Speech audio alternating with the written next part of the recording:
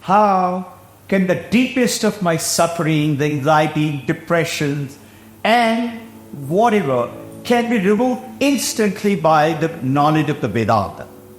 This beautiful, the anecdotal understanding by the ancient rishis, they told us through stories which you and I love to learn. Who doesn't love to learn from story?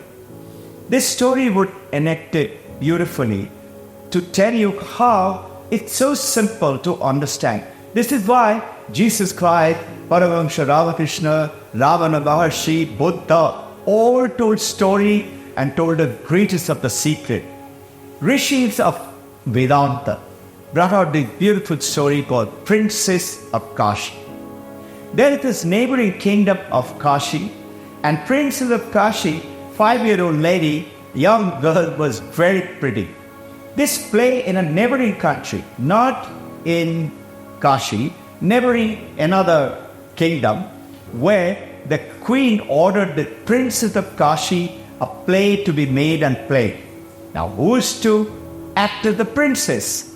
So queen said, why don't you dress up my son, 5-year-old son, and they dressed him up, and he looked very pretty. The play went out beautifully well, and queen was so pleased and happy.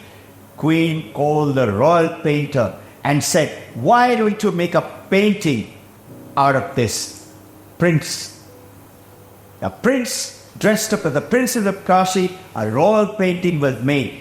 And the painting stayed a few days in queen's own chamber, and after a while it was kept away at the attic at the storeroom.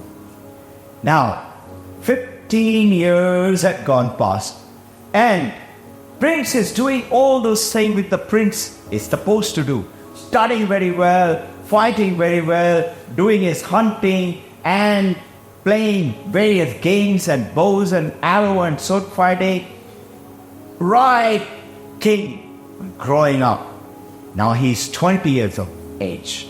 And he's moving around one day around the palace, happens to go down to the attic, the storeroom. And while moving around various things, he happened to see that painting. Now he was 5-year-old, he doesn't remember anything. He sees that painting and instantly falls in love with the painting. And he sees the date, Princess of Kashi, and the date is the same date as my birthday. She is of my age, and she is the right queen. I must have her my queen. Prince falls totally head over heels in love with that girl, Princess of Kashi. But he's feeling shy. He can't tell his parents. He cannot tell anybody else. And he stopped eating and playing and participating in sports and games and reading and studying. Everybody notices. Everybody's asking him, Prince, are you okay? What's wrong with you? Prince, feeling shy, he doesn't want to tell anyone. King and queen is worried. They asked their prime minister, who had grown up with the prince from young age. He comes and asks, hey prince, what ails you? Why are you so upset? You're so depressed, morose, you're not talking to anyone, not playing, learning, you're so good. What happened to you? Prince chose to open up. Prince said, sir, I am in love. The minister said, very nice. Who is the girl? He said, Princess of Kashi. Princess of Kashi, even better. How did you meet her? Oh, I haven't met her. I saw her painting. Really? Where did you see her painting? Can you take me to the painting? The minister asked the prince. Prince said, cut. And they go down to the storeroom. The attic is opened up. And the prince goes to the painting and said, here she is. At the moment minister sees this painting, flashes of memory, he remembers everything. He tells Prince, you better sit down. Prince said, why? He said, this is not Princess of Kashi. Prince said, whoever she, I want her as my queen. I want to marry only her.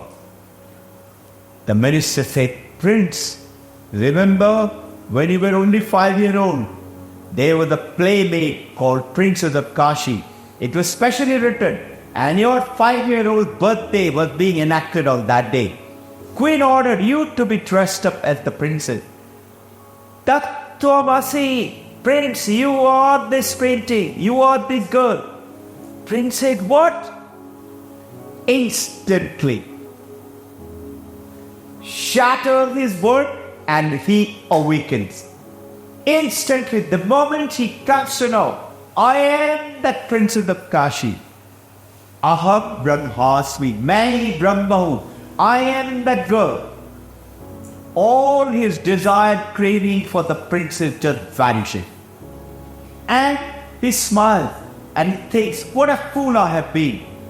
Now look, this is what is happening to you and me.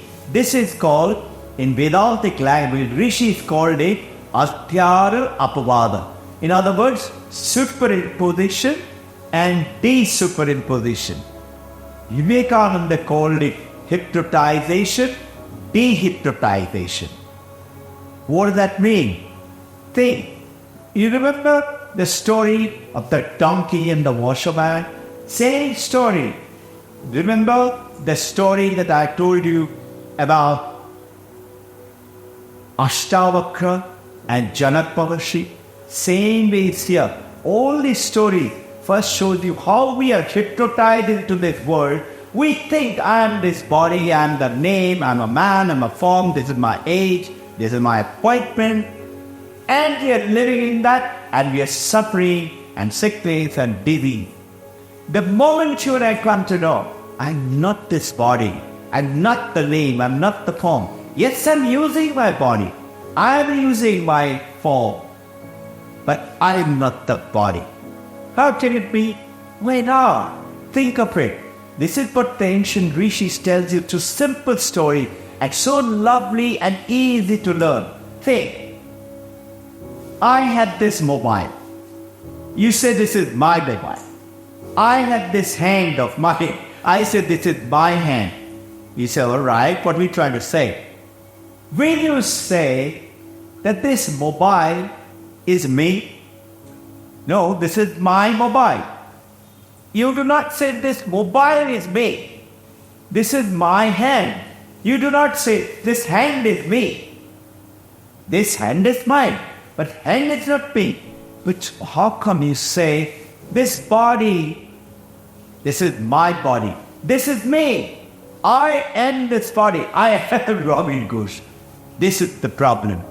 And this is where Vedanta, so beautiful story, so easy to understand, takes us across from illusion, hypnotization to dehypnotization.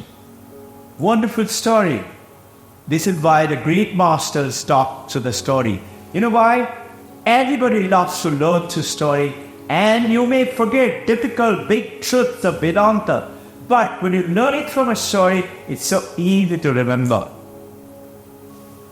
Follow me, join through the Reels as well as through the YouTube.